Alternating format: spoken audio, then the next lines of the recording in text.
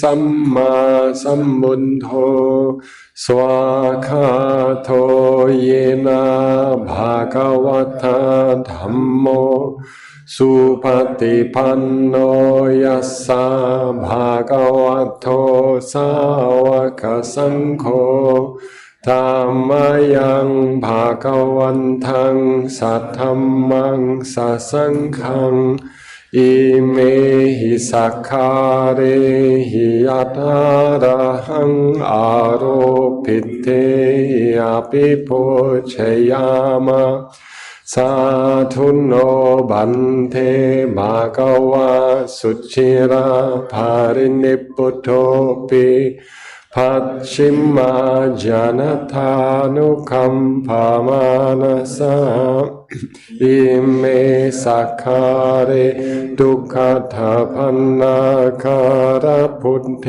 ปฏิกันหาทุอัมหาคังดีคารทังหิทายาสุขายาอะระหังสัมมาสัมพุทโธภะคะวะพุทธังภะคะวันตังอภิวาเดมิสวากขาโตภะคะวะตาธัมโมธัมมังนัมสสามิสุปฏิปันโนภะคะวะโตสาวกสังโฆสังฆังนามามิ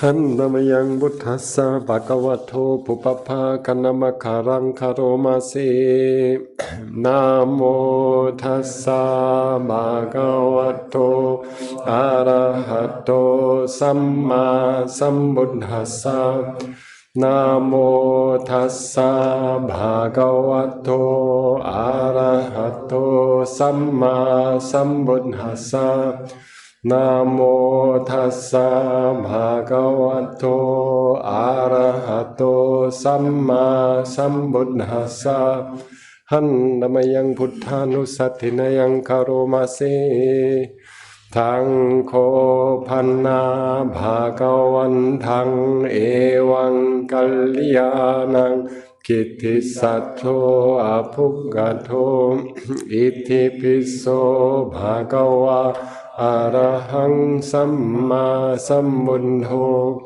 วิชาจารณะสัมปันโนสุขโธโลกวิดูอนุตตโรปุริสารัมมาสารติสัทธาเนวมนุสสานังบุญโธภาควาติหันธมยังพุทธาภิกิติงคารมาเสบุญทาวาระหันทาวารธาทิกุณาทิอุตโตสุทธาปิญญาณคารุณาหิสมากัตโตโพเทสิโยสุจานทังกามลังวัสสุโรวันดามหังธรรมหานังศิรสาจินเนทังบุญโทโยสัพพพานีนังสารนังเคมามุตถ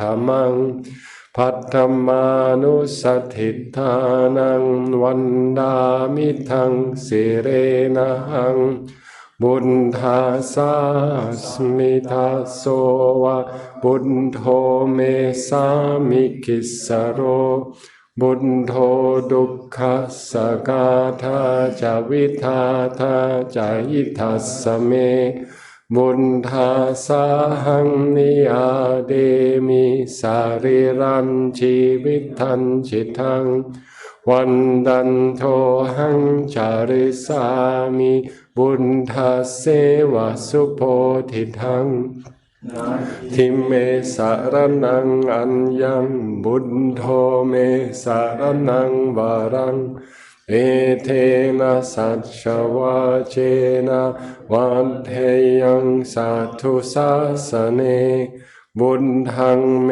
วันธมาเนนะยังพุญญังภัสสุทังอิทาสัพเบปิอันธารายาเมมาหิสุงทัสสะเทจะสา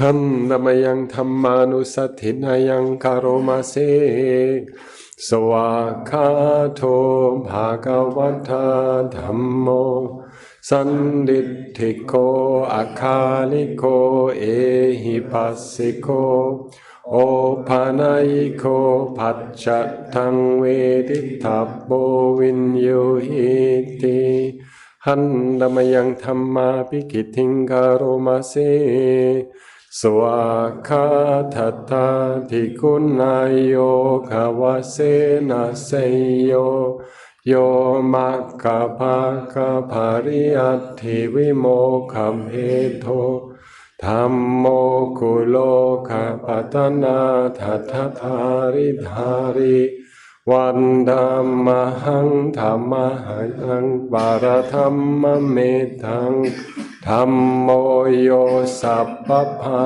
นีนังสารนังเขมามุตตมังทัตถิยานุสติทานังวันดามิทังสิเรนะหังธัมมาสาสมิทาโสธัมโมเมสามิกิสสโรธัมโมดุขขัสสะกาธาจะวิทาธาจะหิทัสสะเมธัมมาสาหังนิยาเดมิสารีรัมชีวิตันชิตังวันนันโทหังจาริสามิธัมมาเสวัสสุธัมมทังนัตถิเมสารนังอัญญังธัมโมเมสารนังวรังเอเทนะสัจจวัชเชนะวันเฮยังสัทธุสัสสเนธัมมังเมวันธรรมาเนนะนังพุญญังภัสสุทังอิทาสัพเพปิอันธ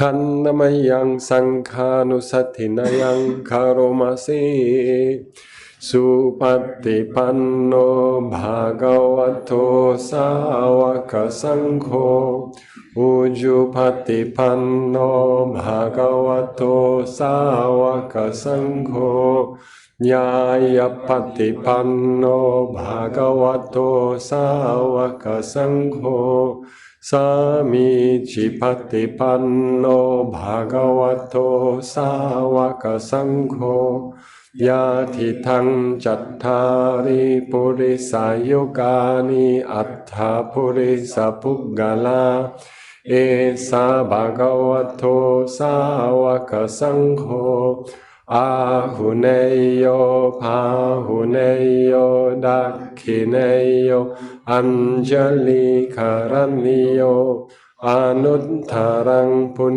ญเขตังโลกัสสาติหันธรรมยังสังฆาปิติทิงคารมาเสสัทธัมมัจโจสุปฏิปัตติคุณาทิยุตโตโยธาปิโตอาริยภุกกลสังฆเสโทศีลาธิธรรมภาวราสายกายจิตโตวันดัมมหังธรรมหารังสุสุทังสังโฆโยสัพพพานีนังสารนังเขมามุตตมังทัตติยานุสัตถิทานังวันดามิทังสิเรนะหัง Sanghasasmita sova Sangho me samikissaro Sangho dukkha sakata javitata jahitassame Sanghasahang niyademi sariran chivitan chitang Vandam tohang charisami Sanghaso patipanatang Natti me saranang anyang Sangho me saranang varang Etena sajravacena vadheyang sathu sasane Sanghang me vandhamanena yang punyang pasutang idha Sabbe pi antaraya me mahi sum tassa tejasa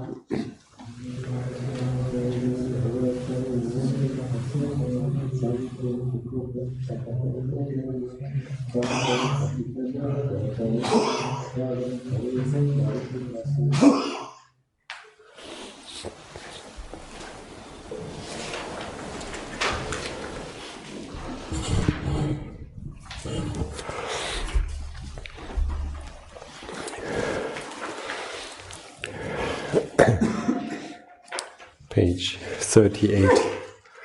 There's a chant in English. Page 38. The Mangala Sutta in English.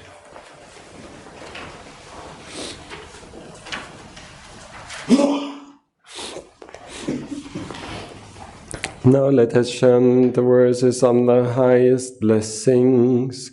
Thus have I heard that the Blessed One was staying at Savatthi, residing at the Jaitas Grove in Anathapindika's park. Then in the dark of the night a radiant Deva illuminated all Jaitas Grove. She bowed down low before the Blessed One. Then standing to one side she said, Devas are concerned for happiness and ever long for peace. The same is true for humankind. What then are the highest blessings? Avoiding those of foolish ways, associating with the wise, and honoring those worthy of honor. These are the highest blessings, living in places of suitable kinds, with the fruits of past good deeds, and guided by the rightful way. These are the highest blessings, accomplished in learning and craftsman's skills, with discipline highly trained, and speech that is true and pleasant to hear. These are the highest blessings, providing for mother and father's support, and cherishing family, and ways of work that harm no being. These are the highest blessings, generosity and a righteous life, offering help to relatives and kin, and acting in ways that leave no blame. These are the highest blessings, steadfast in restraint and shunning evil ways, avoiding intoxicants that dull the mind, and heedfulness in all things that arise. These are the highest blessings, respectfulness and being of humble ways, contentment and gratitude, and hearing the Dhamma frequently taught. These are the highest blessings, patience and willingness to accept one's faults, seeing venerated seekers of the truth, and sharing often the words of Dhamma. These are the highest blessings, ardent, committed to the holy life, seeing for oneself the noble truths, and the realization of Nibbana. These are the highest blessings. Although in contact with the world, unshaken the mind remains, beyond all sorrow, spotless, secure. These are the highest blessings. They who live by following this path know victory wherever they go, and every place for them is safe. These are the highest blessings. Page 36. Now let us chant the Buddha's words on loving kindness. This is what should be done by one who is skilled in goodness and who knows the path of peace. Let them be able and upright, straightforward and gentle in speech, humble and not conceited, contented and easily satisfied, unburdened with duties and frugal in their ways, peaceful and calm and wise and skillful, not proud and demanding in nature. Let them not do the slightest thing that the wise would later reprove, wishing in gladness and in safety. May all beings be at ease, whatever living beings there may be, whether they are weak or strong, omitting none, the great or the mighty, medium, short or small, the seen and the unseen, those living near and far away, those born and to be born. May all beings be at ease. Let none deceive another or despise any being in any state. Let none through anger or ill will wish harm upon another, even as a mother protects with her life her child, her only child, so with a boundless heart should one cherish all living beings, radiating kindness over the entire world, spreading upwards to the skies and downwards to the depths, outwards and unbounded, free from hatred and ill will, whether standing or walking, seated or lying down, free from drowsiness. One should sustain this recollection. This is said to be the sublime abiding, by not holding to fixed views, the pure-hearted one, having clarity of vision, being free from all sense desires, is not born again into this world. Page 32.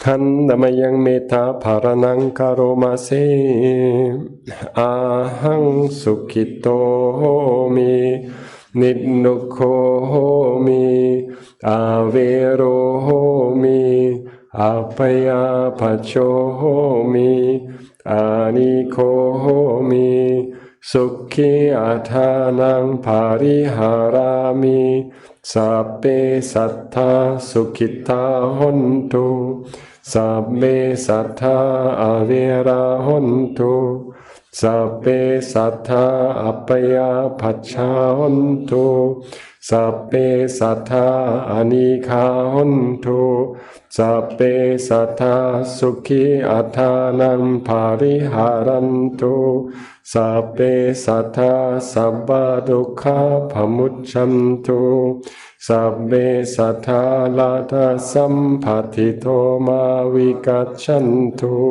sabbe sattha kammasaka kammadayada kammayoni kammabantu kammapati-sarana yang kammang karisami kalyanang va papakang va tassatayata pavisami.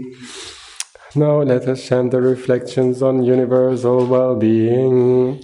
May I abide in well-being, in freedom from affliction, in freedom from hostility, in freedom from ill will, in freedom from anxiety, and may I maintain well-being in freedom from anxiety, and may they maintain well-being in themselves. May all beings be released from all suffering, and may they not be parted from the good fortune they have attained. When they act upon intention, all beings are the owners of their action and inherit its results. Their future is born from such action, companion to such action. Results will be their home. All actions with intention, be they skillful or harmful, of such acts they will be the heirs. Next page.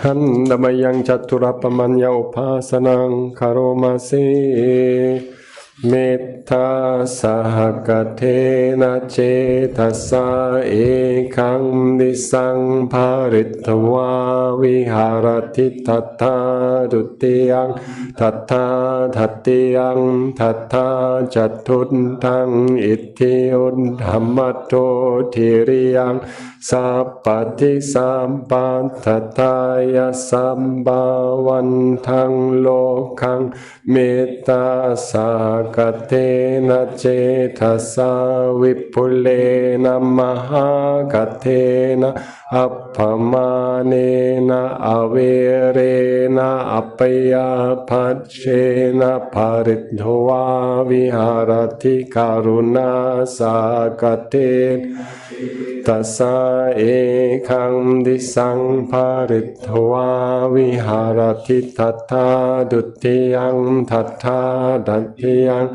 tata chatuttang ityun dhammato tiriyang sambati sambattataya sambhavantang lokang karuna sahakatena cetasa vipulena mahakatena appamanena averena apayapachena paridhva viharati mudita tata dhatiyang tata chatuntang ityun dhammato tiriyang sappati sampattataya sambhavantang lokang mudita sahakatena cetasa vipulena mahakatena appamanena cetasa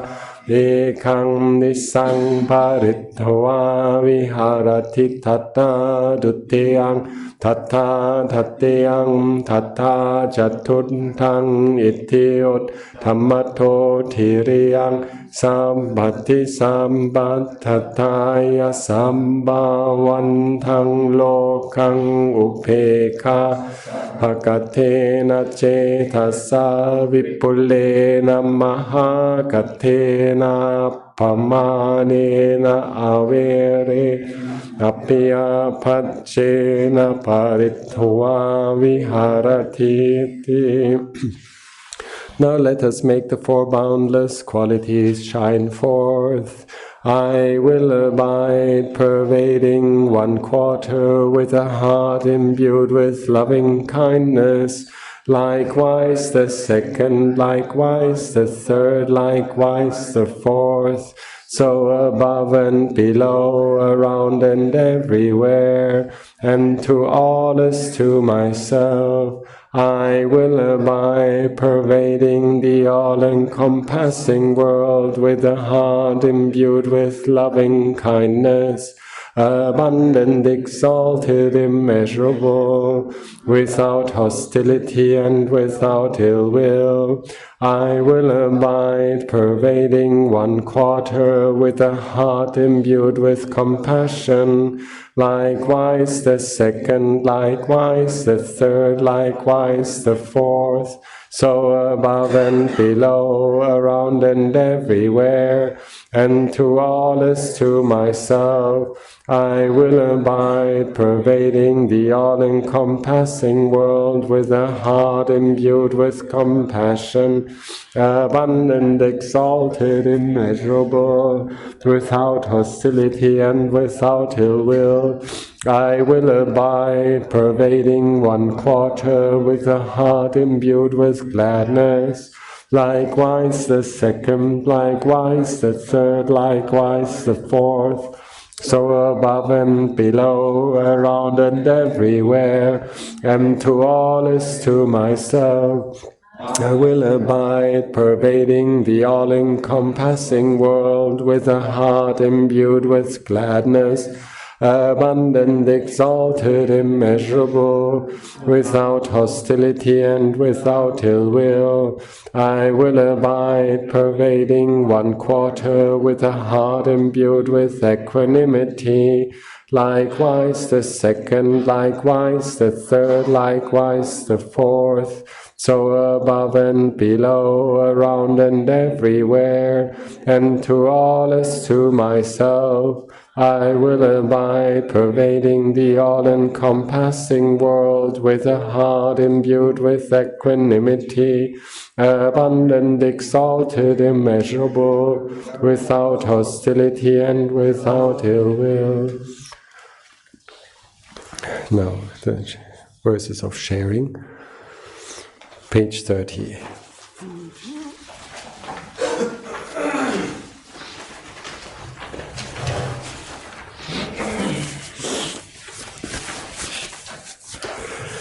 Dhammayang utisana tithana kathayo panamase imina punya kammena upachaya gunuttara acariyo pakara cha mamara cha indha cha lokapala cha tevata yamo mitha manusa cha macchatta verika picha Sape satha sukhi hontu punyani pakatani me sukhan chati vitang dentu kippang pape tavo matang imina punya kammena imina uddisena cha kippahang sulape jewa tanu padana cetanang Ye santane hina dhamma yava nibbanato mamang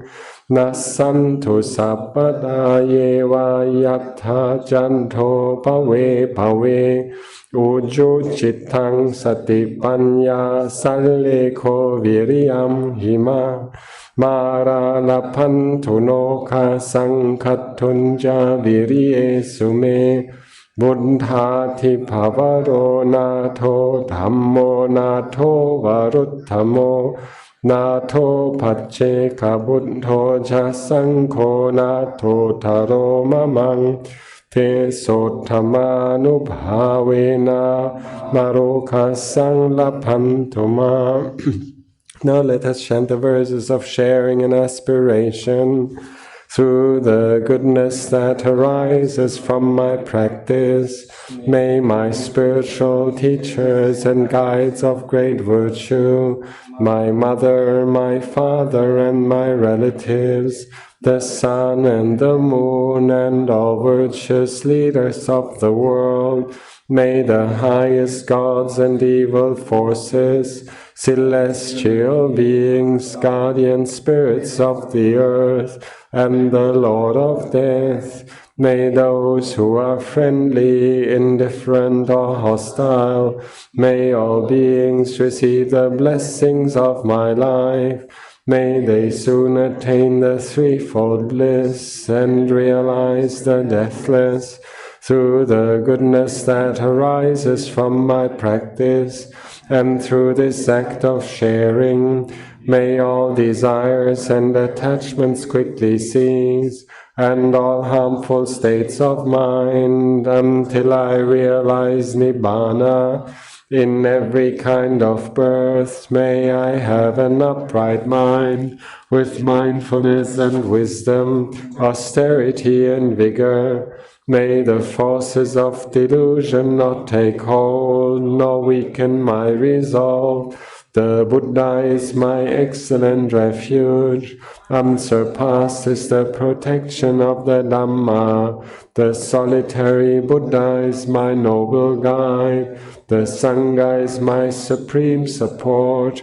Through the supreme power of all these, may darkness and delusion be dispelled.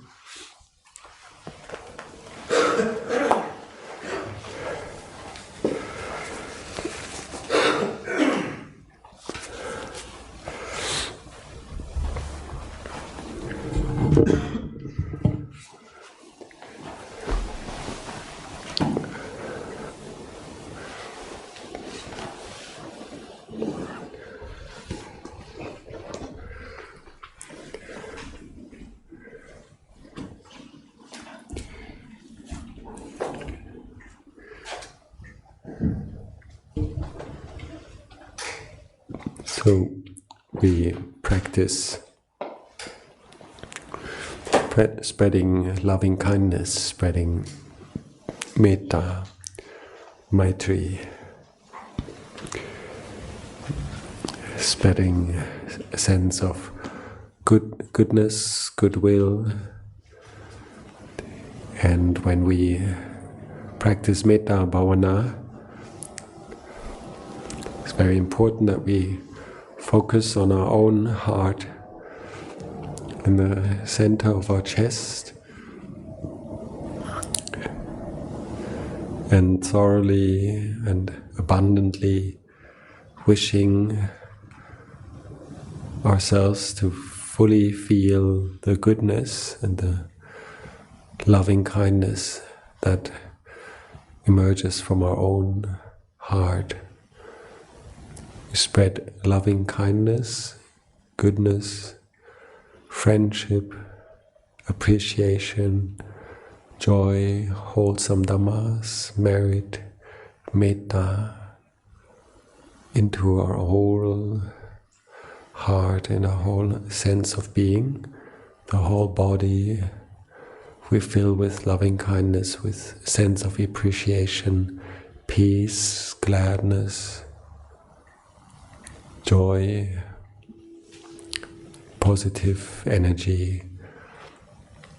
Just mention a few ways of spreading metta, then continue in silence. Very important is when we practice metta bhavana is that we fully feel loving kindness flooding our whole body, our whole mind, our whole sense of presence, completely being immersed into goodwill, good feelings, sense of loving kindness, friendliness, friendship, abundant, exalted, immeasurable. Loving kindness, metta, is one of the Brahma viharas, one of the divine abidings. So we bring up that quality which is divine in ourselves, surpassing our normal petty little issues, laying them aside and flooding them with a sense of appreciation, goodness, skillful thoughts, wholesome mind states, and really try to feel that in our own chest, in our own body.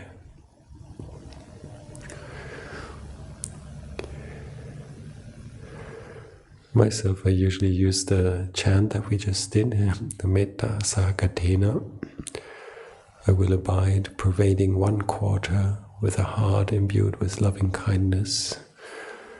Likewise the second, likewise the third, likewise the fourth. So above and below, around and everywhere. Start with feeling metta, goodness, kindness in my own center of awareness, in my own heart. Then I go through the chant in my mind, spread it to the front, to the back, to the right and to the left, and above and below. Apply my heart to the 6 directions, sending out the energy to the front, to the back, left, right, and above and below. Do this a few times and I feel I'm sensing myself in a sphere, 3 dimensions of sending out good energy.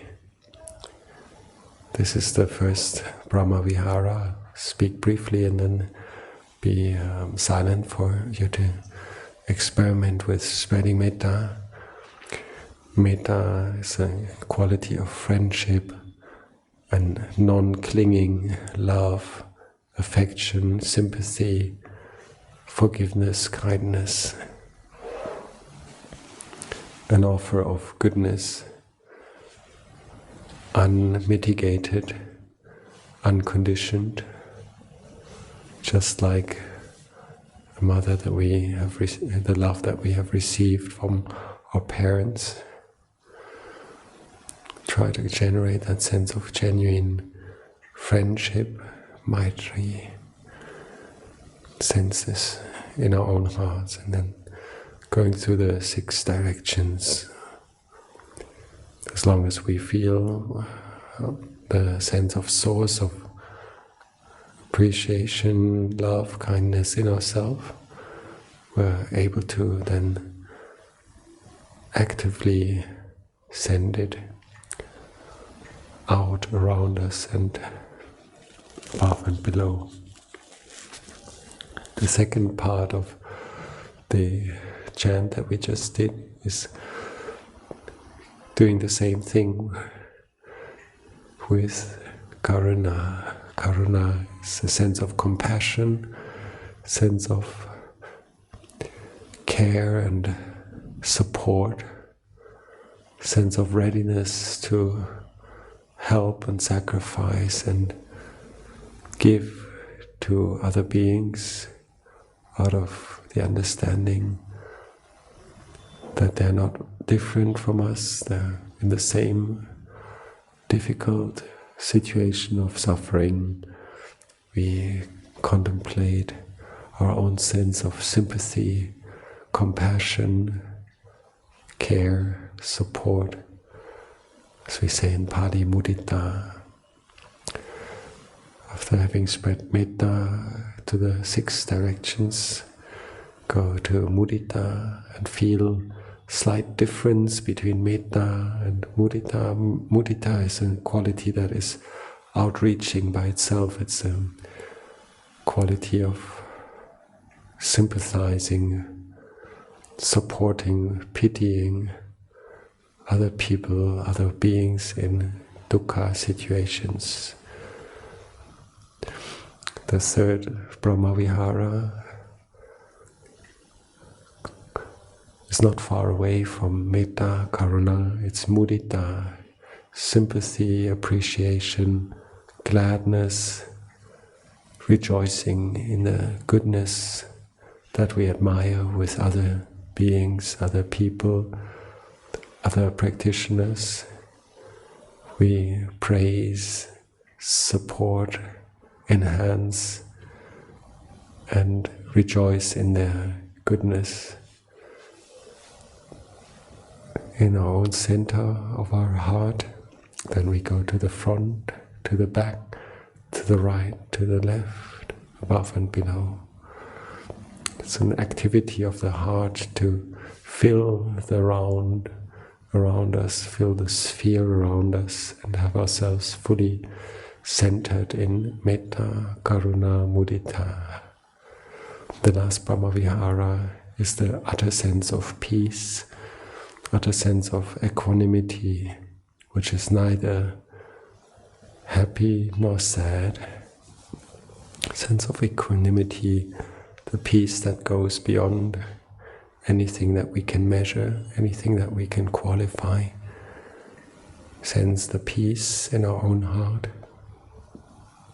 and generate a radiance that goes to the first quarter, the second quarter, the third quarter, above and below.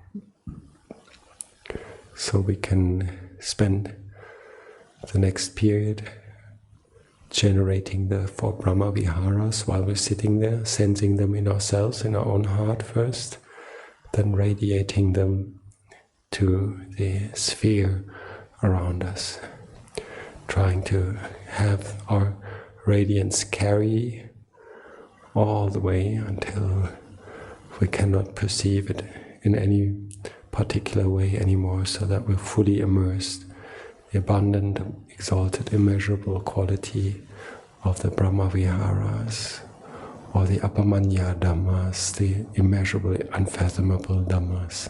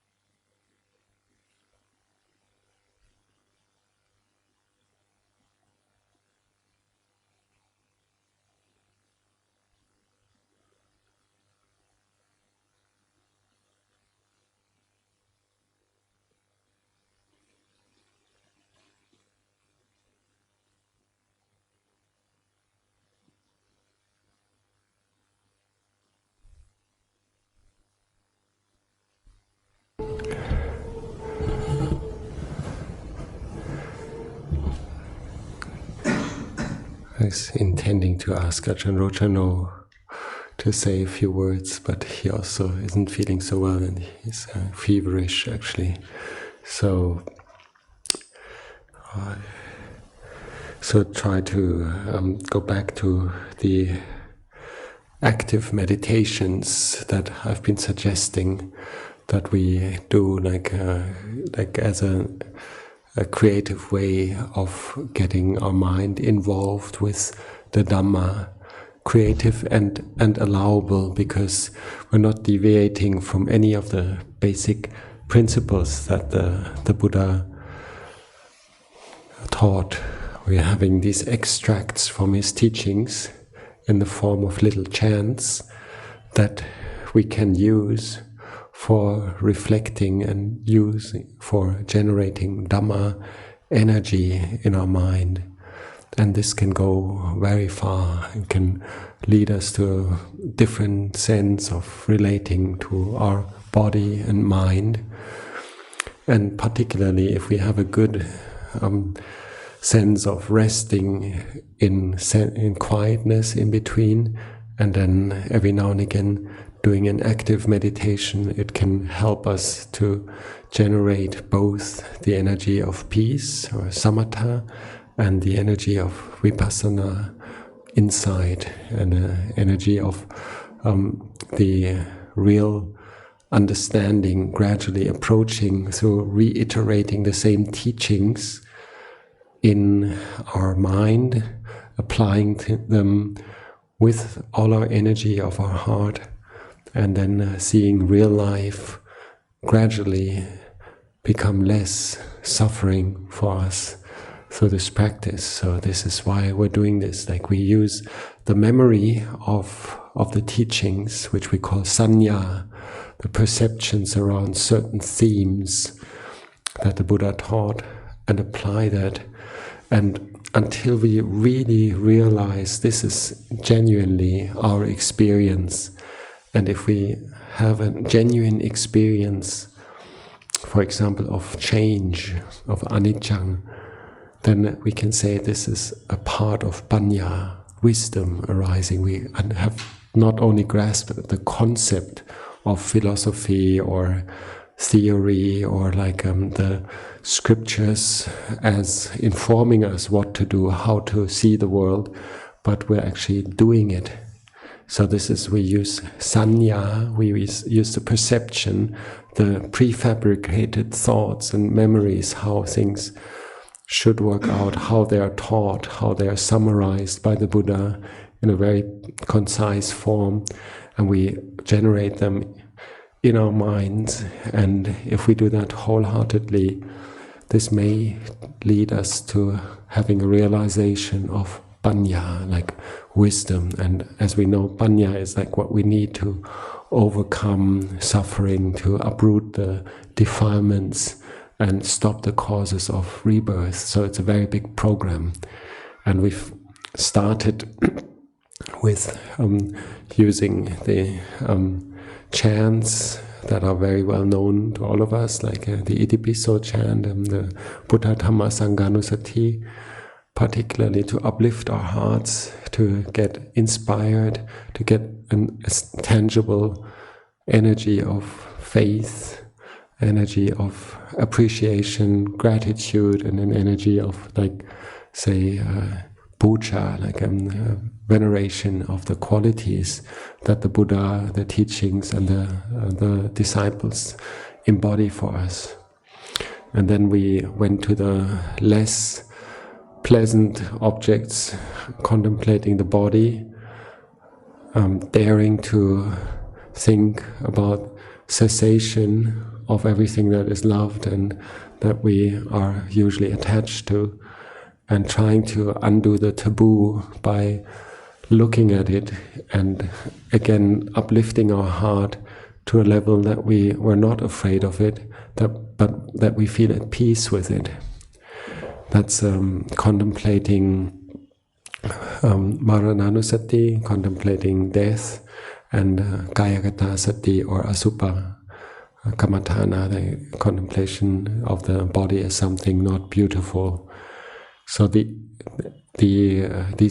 dhammas are intertwined with the three characteristics: anicca, change; dukkha, unsatisfactoriness; and anatta, non-self. Brings us to a realization that we are part of nature. We're not isolated. We're not entities that are able to sustain anything by ourselves, but we're actually a process. We're compound phenomena, both physically and mentally. And then this evening I started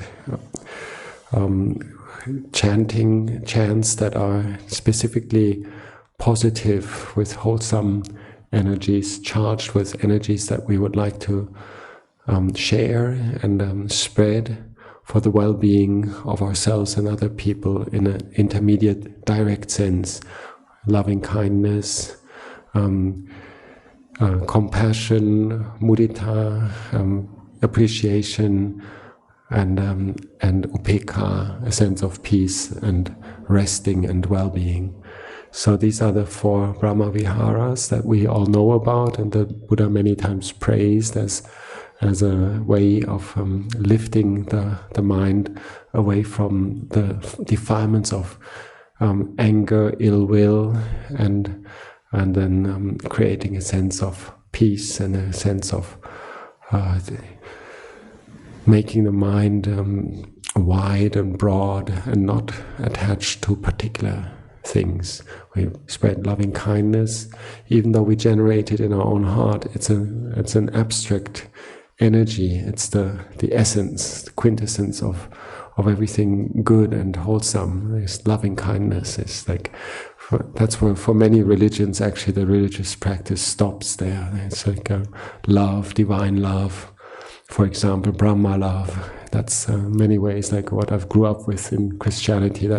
That's about it. And the Buddha has these nuances towards metta, karuna, mudita, and then eventually advances to include Brahma vihara, divine abiding in peace, utter peace, like equanimity, where there's no sense of judgment, no sense of preference, a sense of good and bad are equally peaceful.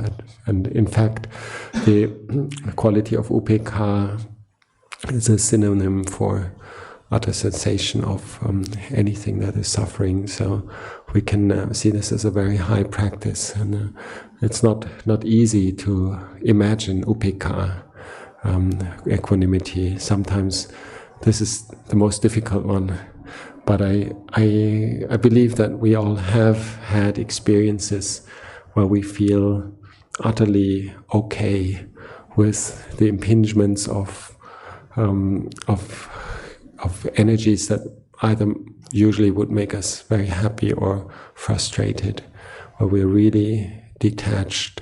So it's one of the tasks, just like we have to be able to generate metta, loving kindness, in real life situations, in real time, in situations that we face anger, ill will, habitual reactions of aversion, for example, have to be able to then quickly go to that quality of metta.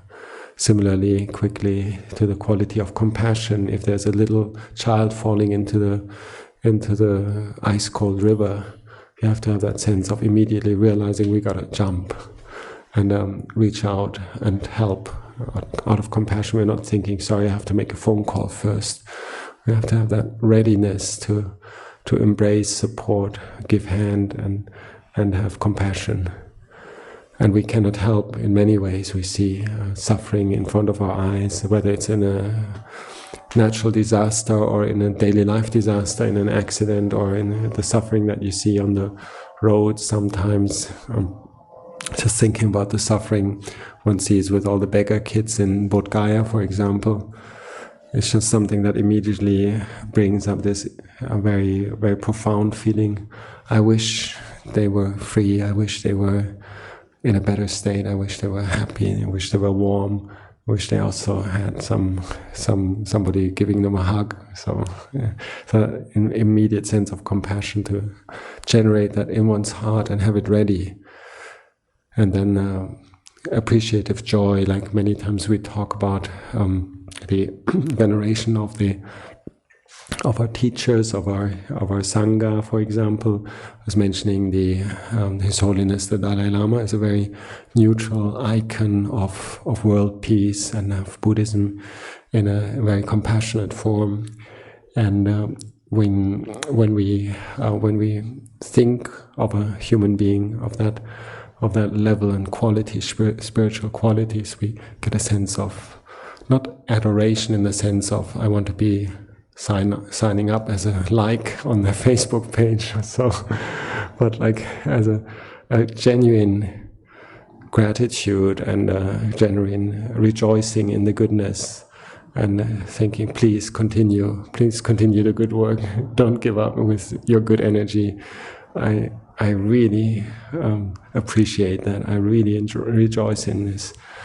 And whatever level we see appreciative qualities in other people, things that are worthy of emulation, we can revert to that feeling of mudita in our mind and make much of it. Be positive, be supportive, be praising, be supporting with that.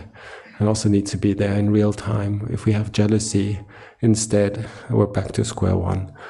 And we have to start all over again, thinking, what is this like? Where does that come from? How do we abandon it? And find some other area where we can actually really feel the gladness and appreciation, rejoicing energy.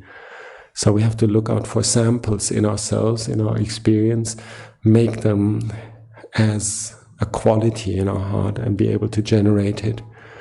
Similarly, the last one, the quality of utter peace, of equanimity, of being unshaken by the worldly winds of praise, blame, fame, disrepute, and the status and the loss of status and happiness and suffering. We have to find ways of being unshaken. These, like handed in the Mangala Sutta, unshaken by the worldly dhammas. So these are direct tasks, and that's why I personally like this Metta Sahakatena chant, because it keeps rolling. It's one of the most rhythmic chants that we have. Metta Sahakatena Cetasa Ekang Disang Bharitva Viharati. I like it because it appeals to my musical background. But the faster you chant it, the quicker you have to be, and being there, you chant it in a loop. And it's in real time. It's not going to wait for you. Ekang disang paritwa viharati tata dutiyang tata tatyang tata jatutang iti utamo tiriyang sapanti. And then it goes to the qualities, boundless, immeasurable, and so forth.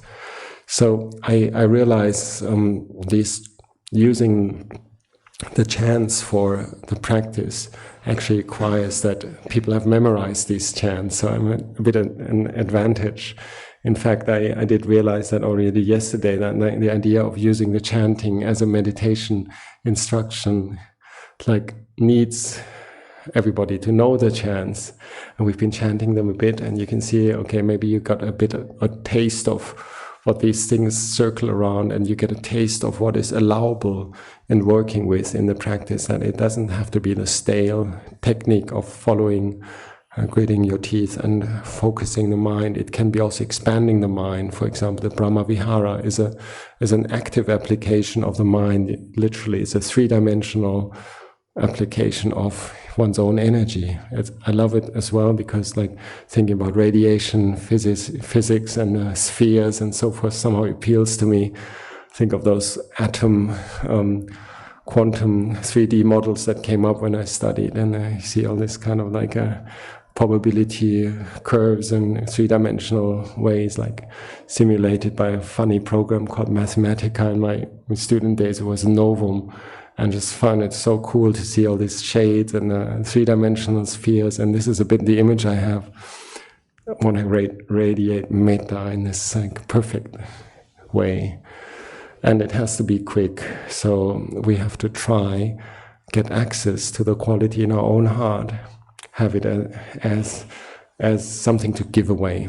And I offer that for homework, to learn some of those chants and be able to use them.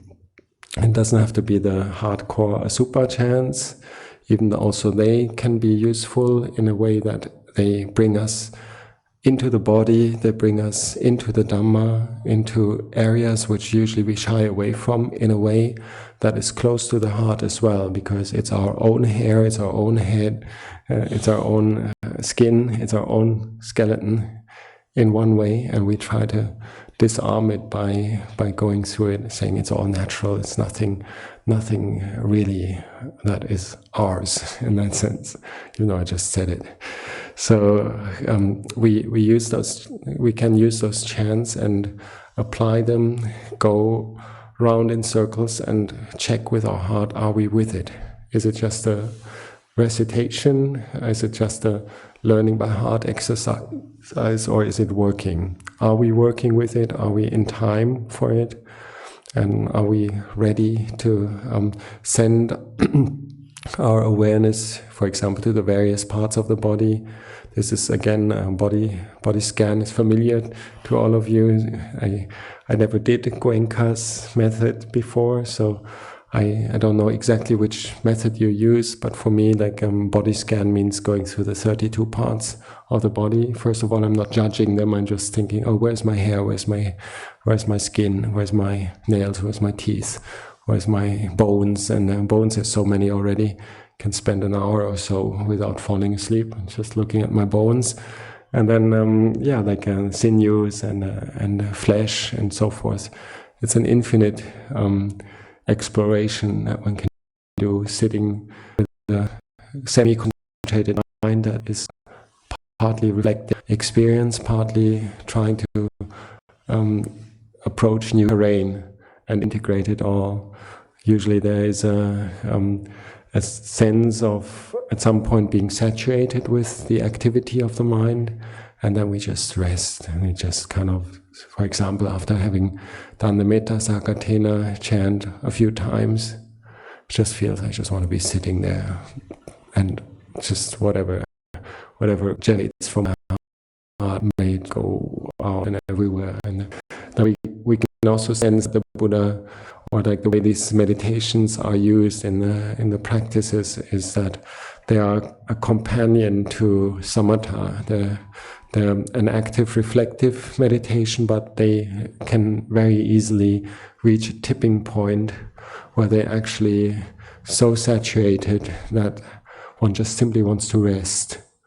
So divine abiding, and so to say. I'm not claiming this, but it's like the metaphor is like that you then dwell in where you sense, whatever you feel, wherever you can direct your mindfulness and your awareness, and then play around with it, all within the Dhamma, nothing from the past, nothing from the future, nothing from your work schedule, nothing from your friends and relatives. It's all one's own energy. And then at some point it comes to a certain level of completion where one is then intuitively aware, now it's time for resting, now it's time for letting it just simply be. And this is why, say for example, Metta Bhavana is also one of the methods where people can easily come into samatha. It's I think there's a technical term for it, and I'm not so well aware about the explanations in the Visuddhimagga, but I've heard something like there's something called a metta jhana. So those people that think, well, this is just all fine, you're playing around with some Dhamma or so, but it's not jhana, it's not samadhi. I would say, just wait. Once the factors are in place, these things will come together. I have got no doubts about these, the readiness being a crucial factor for samadhi bhavana. If one isn't ready and doesn't have the supportive factors for samadhi, like as sama samadhi, as appana samadhi, one doesn't have those factors but wants them, one is blocking it. One is one is constantly, it's like the carrot and the stick, or like the donkey trying to reach out to the carrot that's put on a stick in front of him and running after it and doesn't really get it. every step it moves further away. So we have to just more or less nourish the Dhamma, nourish our qualities in such a way that we can eventually finally rest, and then things will happen by themselves. This is also something that we hear from our forest Ajahn teachers every now and again, because they're not like as I said before, Ajahn Chah, Luang Pu Man, even Luang Dhammarama, even though he studied Pali, it's not very systematic about how he approaches these things. It's not like if A then B, if B then C, and C then E, D. Sorry, I forgot D. So more or less like it's more or less applying oneself wholeheartedly to one of those practices, and then using the energy to reap all the fruits of all the other practices that one has been doing. For example, sila, the sense of purity in one's mind, is very important. If we're feeling impure or that our virtue is not there, then more or less we get into worries and doubts as one of the hindrances. Like for monks, very crucial that we have a sense of purity and a refinement of the monastic sila, not overlooking the minor practices, the details of the training, because otherwise these things come up. It's like on a white surface, you see all the dust, and then more or less we cannot just be at ease and at peace. So sila comes in, all the practice of like generosity, dana, like supportiveness, like in daily life, in actions, activities, a selflessness that is needed for giving generous acts of support to others. The monastic life, this is many times services. It's not so much material offerings. We don't have gold coins to pass out in the Sangha, and we don't have so much chocolate to share.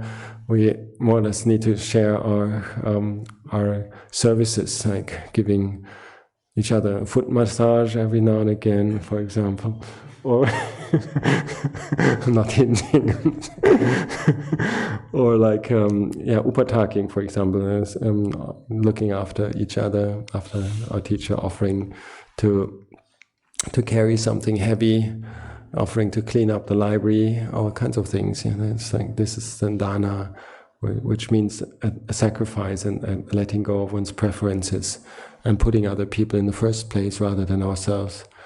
So it's also a practice of anatta in one way or the other. By action, we say, okay, I'm free, I can do this for you. And so in monastic life, it's not so much material; it's more like generous in the care. So, and then dana, sila, and the various practices that we do in order to realize, or to fulfill our duties. For example, we are in a context with other people. We have to be correct, we have to be honest, we have to be reliable, we have to be punctual, we have to be a good friend in many areas. We're not just somebody who fools around and just cracks one joke after the other and is possibly even cynical and hurtful with that. So we have to guard all those factors well, so that then when we need the power of these things integrating and supporting us, that we feel ready for it, and that we have that potential of like all kinds of factors supporting us. Partly also the teachings, of course, always checking, are we within the teachings of anicca, dukkha, anatta? Are we within the teachings of the Dhammacakkappavattana Sutta? For example, how do we relate to dukkha, suffering, frustration? And then the other important parts of the teachings that we all know, and I know you study as well, the cardinal suttas and the other inspiring suttas that are accessibly easily for us this day and age. We need to have a pool of Dhamma sanya, like perceptions about what is in store in the teachings of the Buddha. Have to have that ready. And for us in the monasteries, many times, as we're not studying and as we're not like language experts, and we're not aware of all the intricate details of the Pali language, we take the key teachings and we take them in a way that's, say, a standard way of looking at it. For example, many times in Asia, there's a commentarial, say, kind of interpretation that gives one very simple interpretations of key teachings. And I believe Luang Por Chah had quite a lot of knowledge in that area. So having studied the basic lists of Dhamma that are required for the Dhamma exams that Navaka monks, young monks take on in the training, which is like, say, lists of Dhamma that circle around very, very simple, teachings, like, for example, the practices that are never wrong, apanaka patipatta, which is indriya samvara, like to practice sense restraint, bhojanimata, practice restraint in consumption of food, and chakariyanu yoga, practicing wakefulness, alertness. So this is an example of the level of studies that we can easily integrate into our practice, like, and feel reconfirmed when we're using these reflective practices, and things come together and build up as a source of good energy for us. Then sometimes there is a word that pops up in the mind. I read in Luang Por Liam's description that it's almost like somebody's teaching you, telling you, this is this. And in fact, like, for example, chanting the Anapanasati Sutta with the 16 steps. I don't know anybody in the forest tradition that really is able to explain exactly what these words mean. But I have met a few monks that say, look, you practice with these instructions, you practice with this set of dhammas, and while you're doing it, it almost comes as a teaching. Like, now this is, for example, sappa sankhara pati sangveti, pasangbayang kaya sankharang pati sangveti, for example. And it depends on what we have like taught ourselves before. But there is a very, very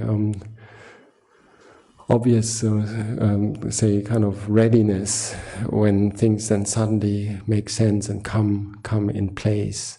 And it can be something that we have kept in mind and didn't really fully apply yet. But when the time is ready, it comes from our sanya, from our memory, and suddenly it's like this is applicable now. This is working now. We're at this point, and it's not something that we have planned or anticipated. So again, this is a very freestyle approach. But as long as we are in the basic teachings and not deviating into very esoteric perimeters, like stuff like, for example, practices which also exist in the Pali Canon, say practices that go towards abhinyas, for example, or very specific knowledges or so. But as long as we are in the basic three characteristics, basic satipatthana and basic Four Noble Truths, I believe that it's very easy for these things to join together and become a source of wisdom through us having stored them up in our sanya, in our memory, in our perceptions. It's almost like we're waiting for it to check our reality with the Dhamma, which we're waiting, like, oh, anicca, where is it, anicca? and of course then we see it, like, So what if we were to see the world only through the three characteristics? We have this like brainwash of being just constantly in the realm of the three characteristics. I believe we would be enlightened actually, but we actually don't. We're not in that very very precise say parameters. Or we're actually in the opposite. We're in the realm of I want this forever. Say I want this moment to last forever. The moment of love, or like want this moment to go away as soon as possible, of hate and aversion, and the sense of atta, self, being so important that I do this now. You don't actually matter. That kind of thing. Like we're so brainwashed in the other direction. So it's good to see the world through those sannyas of the very basic teachings. So to bring another summary as a say reconfirmation that this is not outreaching to some say kind of obscure new method or so, but it is all within the realms of what the Buddha called the 10 anusati. This is also a very common list of dhammas that Ajahn Chah, Ajahn Longpa Liam, Longta Mahabua, Longpo Man was aware of, like the sati is not just present moment recollection, it is also the recollection of particular themes, and the Buddha singled out 10 particular themes, anusati, and or they occur in the canon as maybe, I'm not sure whether they are commentarial, but it's a very standard way of saying these are practices that you can do as a recollection practice, recollecting Buddhanusati, the qualities, the virtues of the Buddha, classically, like we did in the beginning of the Itipiso chant or in our morning evening chant. In every good tradition, there is devotion to the Buddha with the qualities enumerated or poetically embellished. And I believe also in the Vietnamese chants, there is much of that, and in the Japanese, and in the Buddhanusati, and then Dhammanusati, the qualities of the Dhamma in this very broad, universal way. The Dhamma as the Swakata Dhamma, that is round, expanded, that is perfect, is not lacking anything.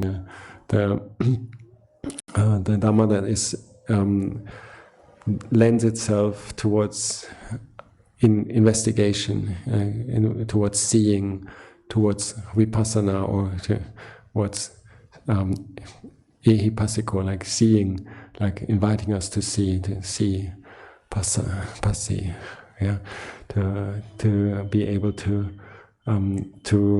reflect on the Dhamma. Then Sanghanusati, as we mentioned, the noble qualities of the Sangha, Buddha Dhamma Sanghanusati. Then the Silanusati, which is a well-spent meditation session, is simply recollecting one's own virtue, or the virtue of sila as it appeals to oneself. Say, for example, the beauty of having kept sila in a challenging situation where one hasn't deviated from one's 5 precepts, from one's 8 precepts, from one's 227 precepts, is a source of inner joy and stability, and just to recollect every day, silanasati, what was my virtuous conduct today, what good deeds have I done today, silanasati.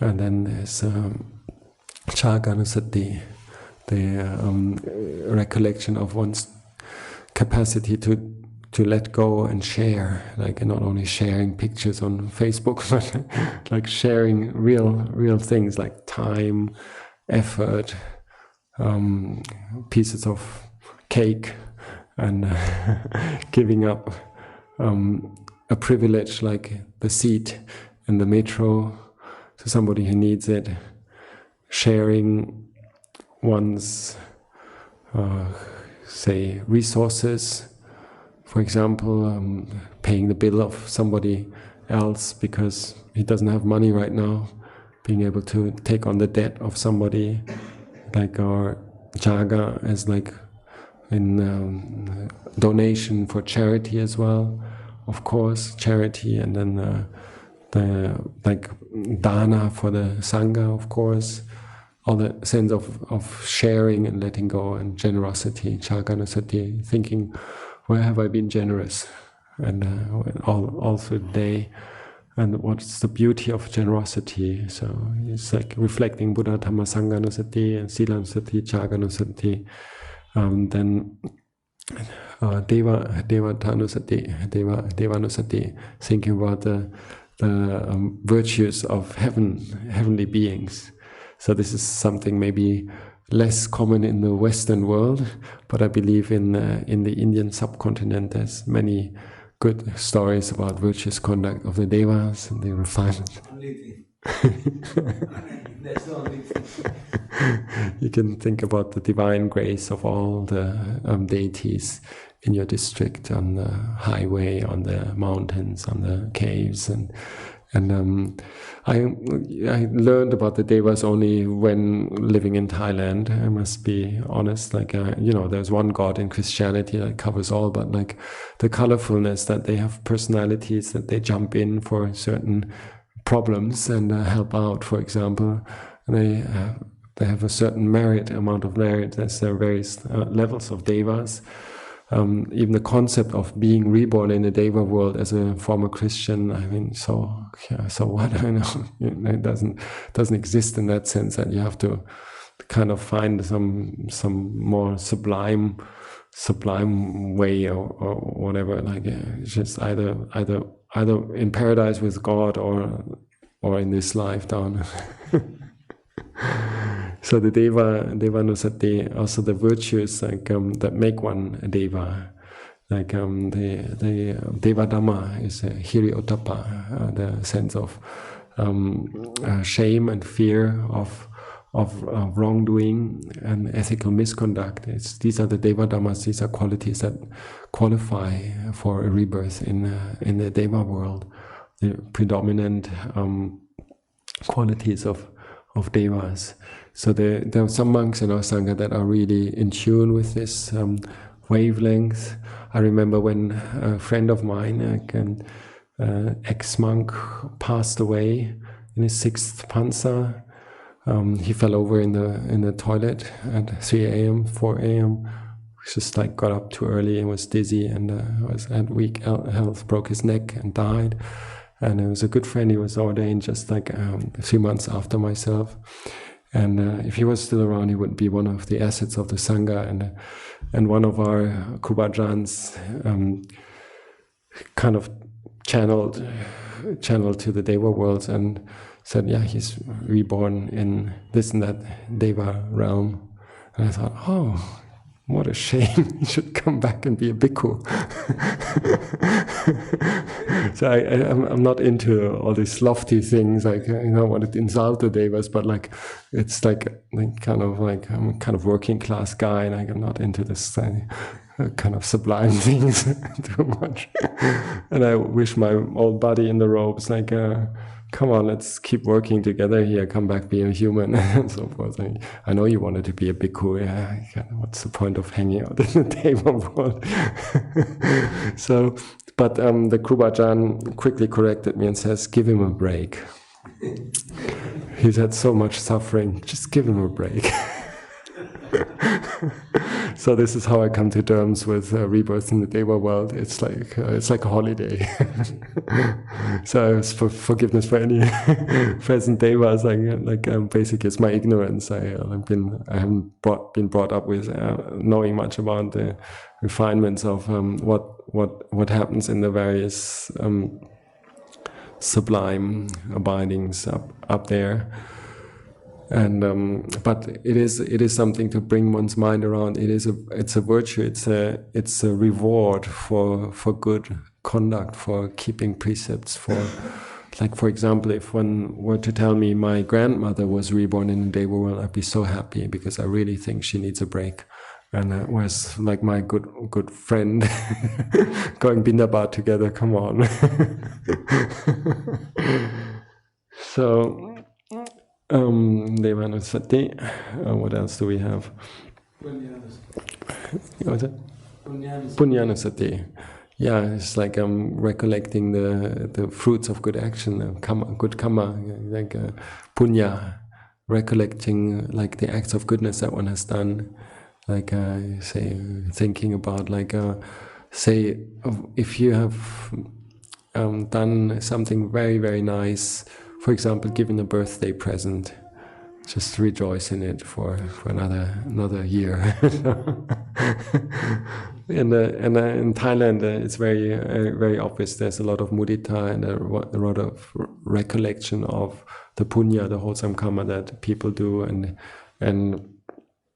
the idea of having say a steady recollection of all the good things that one has been doing, like for example, in terms of crisis, in terms of despair, in terms of the mind sinking to unwholesome states of mind, we think back to the punya, like virtue, the good karma that we have made, and all the good acts that we have been doing, from dusting the window sills to mopping the sala floor, to possibly even building a sala, possibly to supporting the sasana, and possibly looking after a sick person, a sick bhikkhu, and all these little acts or big acts of punya, building a temple, for example,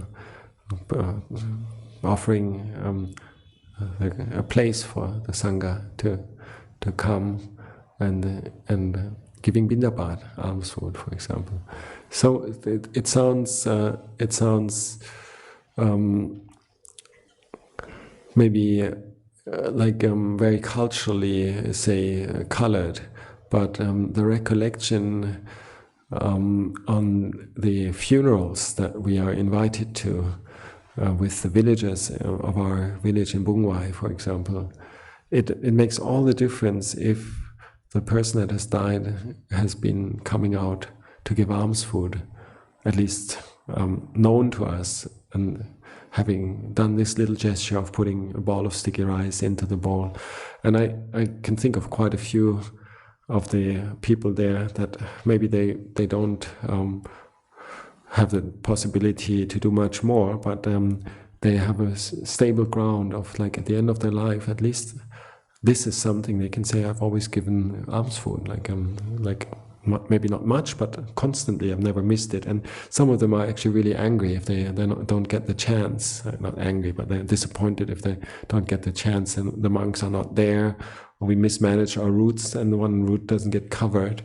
And they stand there and the monks are not coming. It breaks their unbroken series of giving alms food every day, which is a steady basis of recollection in times of crisis and in times of mental difficulties. You can say, I've done this. So small things, big things.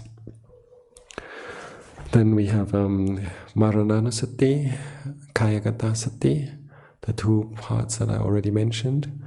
And then we have Anapanasati, is also one of the anusatis, because as we know, there's many facets to it, and it relates to all the parts of the teachings, and is a constant practice where we have to come back to in many areas, not only when we're sitting formally in meditation, but we also need to keep the breath in mind when we're in an informal situation, and we're walking to the coffee shop in university, or when we're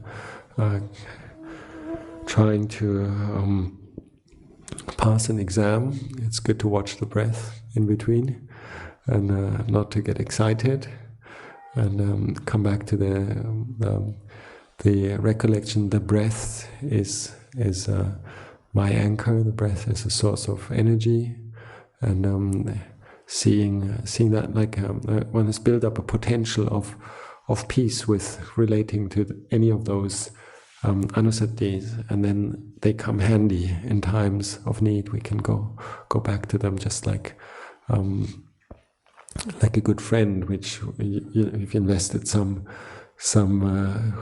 trust and some reliable say sharing with, and you can take the breath, and sometimes just a few breaths will help one calm one's mind and not get excited or not say the wrong things.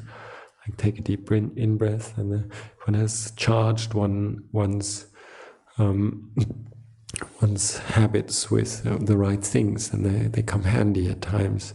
So anusati, anapanasati, and then we have the upasamanusati, is the last one, which means the recollection of peace, and this is again something that I think is a universal quality. Like if we talk about what's the aim of Buddhism, what's the aim of our practice, we can talk about nibbana, samsara, and whatnot. But if we talk about peace, utter peace, complete peace, dying in peace, living in peace, people will understand straight away. It's an archaic concept and something that is beyond words, and it's a very universal thing.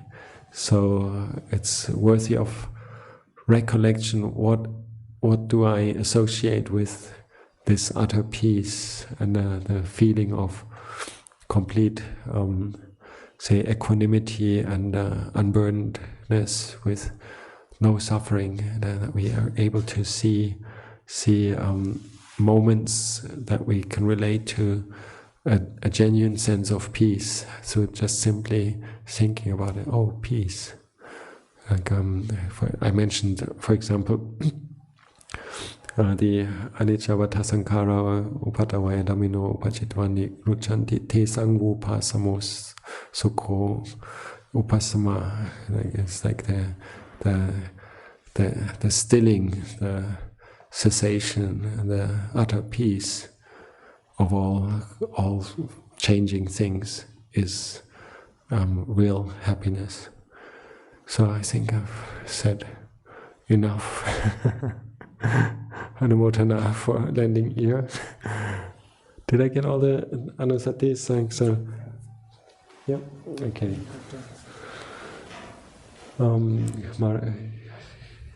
Sometimes one or two slip. Okay. So Anumodana for the practice together, and I do regret that Ajahn wasn't able to share anything, but maybe if he's better tomorrow, he can say something, and that you get to know Ajahn as well, and yeah. So we're waiting for the Hindu translation now. Is there any other? Yeah. Question? Yeah. Yes.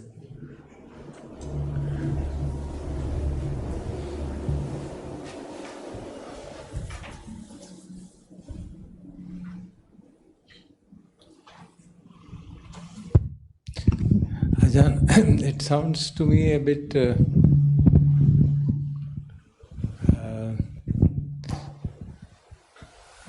different that the anapanasati and the remaining satis have a different flavor altogether, isn't it? Yeah. Rest of them are acts done in the past and recollecting them, and here it is living in the moment. Yeah. And I would add to this another kind of a strange thing which seems. In Girimananda Sutta, Buddha gives 10 sannyas, and anapanasati is the 10th sanya. Yeah. So it sounds quite interesting to reflect. Why is it that anapanasati is sanya, also sati, and a part of anusati is also? Maybe you could throw some light on it. I also came across the same say in congruency. They like you say that one has to do with explicit acts or explicit, say, sannyas, concepts, and whereas anapanasati is not an explicit sanya. It's an instruction. It's this is what you do, breathing in long or short and so forth. Maybe it's meant as recollecting the benefits of anapanasati. But I do believe that it's just simply in there as a reminder, don't neglect the formal breath meditation, and don't just override it. And it's, yeah, could that be? The point I was trying to make is that the Buddha says dasa sanya. Yeah. And then 9 are understandable, anicca sanya, dukkha sanya, and so on. And then he says 10th anapanasati. So I think it sounds incongruent to some extent. Yeah, it's strange because it is not a recollection, but it is a practice. And in the Girimananda Sutta, I think it's very very clear that that it's the things that are helpful for overcoming sickness. So I always thought, okay, it ends with a real kamatana instruction. You have like the reflections, reflective meditations, and then eventually it says like take the breath meditation. And then in the anusati, if one sees the anusati, I'm not sure about the linguistic implications. If one sees like the 10 anusatis and the 10 sannyas as meditation forms, then it does make sense. Like then you can say, okay, the 10 kamatanas, so to say, that would resolve it. But like the word anusati in the sense of like going back to some recollection of the qualities or virtues or so. For anapanasati, maybe it just simply it's the kind of the odd one out that the Buddha more or less placed special emphasis on, putting it into the list in order to remind ourselves like it's not just like the factual recollection, but it's also the actual practice of applying oneself to. If it makes sense to you as well. Yeah. It's like a pointer, don't forget formal practice in that sense.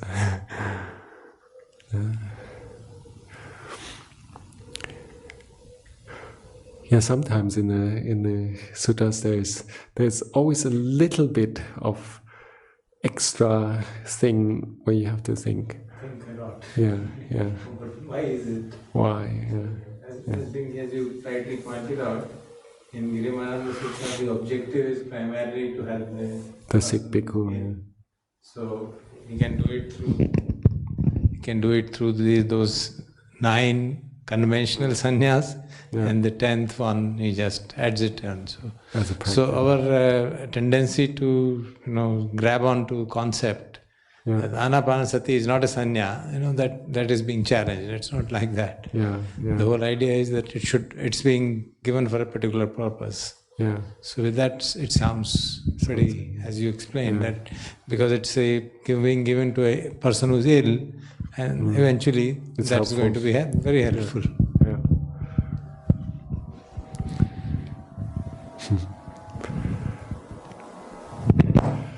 I feel very, very at home with using anusati or using this recollection, and to me it doesn't feel freestyle.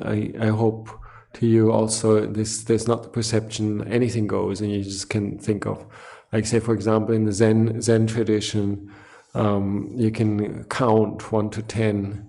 This is a different thing. Or like I remember the Zen teacher that I was running the group that I went to in Berlin for like a period of years, or like once a week or twice a week. She said you can also use the meditation word Straßenbahn, which means tram or metro, and that's going too far for me. For me, the sanya or it's a recollection of the teachings. It's a memory of the Dhamma, which I like really use myself to inform myself of particular Dhamma qualities, and they're well chosen. And I wouldn't go as far as say like, oh, we can use Straßenbahn or so.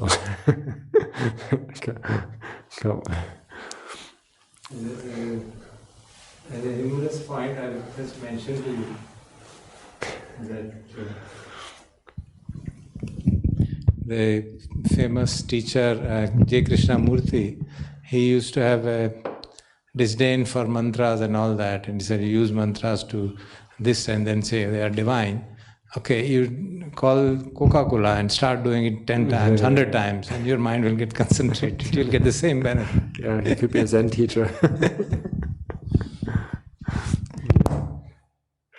Yeah, interesting, yeah. Yeah, eventually if you do it 100,000 lives, maybe you can get enlightened to doing that. The direct way is like, take the 4 Satipatthanas. This is also, yeah, a bit of the humbleness of coming into a Buddhist tradition. You take the experience of other people and say, okay, this one works, and it's not only anybody. It's just like basically the oldest sources of records. What can be said about Buddhist meditation, and so it's just like a real. Say kind of silly thing to say, I don't need all this, I can do it myself, I can find my own way.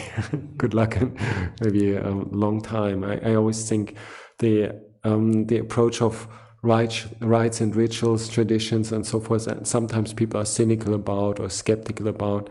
If it's done right, it's a shortcut. And also respect towards teachers, parents, elders and so forth.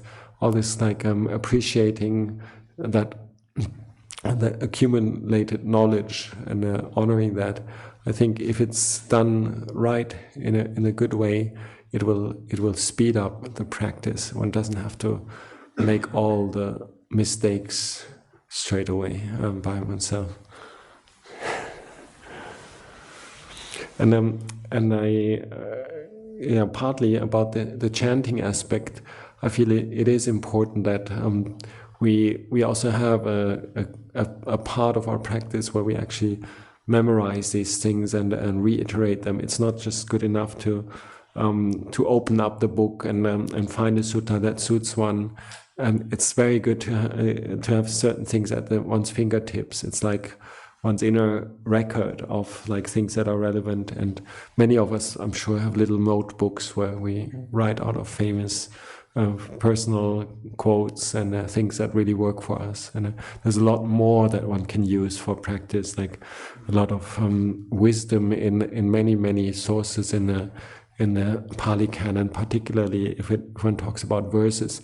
A lot of these little chants are actually taken from the Dhammapada, or certainly if we have our own Dhammapada collection that we can chant in a shortcut for ourselves to remind ourselves, this is what I actually want to aspire to, and this is what I want to implant in my mind, so that I don't always follow my silly worldly views. So then it may well work, and there's a lot of good things that one can be creative in selecting material as well.